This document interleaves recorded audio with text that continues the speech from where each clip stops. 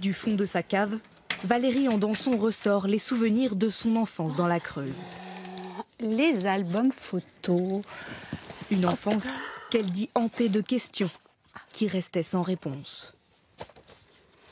Comment se fait-il que je sois bronzée, que mes parents soient blancs? Pourquoi il y a autant de personnes blanches autour de moi? Et ce côté racisme, que je ne supportais plus, quoi.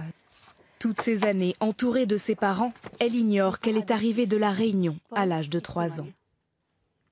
Comme elle, dans les années 60, 2150 enfants sont déracinés de leur île vers un avenir que le ministre de l'économie Michel Debré leur promet meilleur. Chers compatriotes, je connais, et en métropole on connaît, vos difficultés, vos problèmes.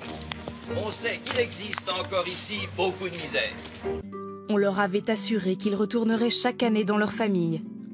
En réalité, ils ne reverront jamais une île qui a même été soigneusement effacée des papiers de Valérie Andançon. Alors, sur cette carte d'identité, je m'appelle Marie-Germaine Périgogne et là, je suis née à La Réunion. Et sur celle-ci, je m'appelle donc Valérie Andançon et je suis née à La Brionne dans la Creuse. C'est-à-dire qu'on m'a changé mon nom, mon prénom et également mon lieu de naissance. À 16 ans, c'est un document trouvé par hasard qui lui apprend son histoire et l'existence de 5 frères et sœurs, tous dans la même ville qu'elle. Le premier frère que j'ai rencontré, écoutez, ça a été un moment d'émotion intense.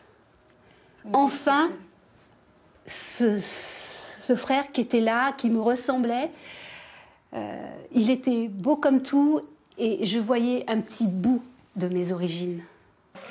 En 2014, lorsque l'Assemblée nationale reconnaît enfin la responsabilité de l'État dans ce mensonge, Valérie est présente et rayonnante de bonheur. Quelle belle victoire! Le premier pas vers la reconnaissance. L'État français reconnaît son erreur.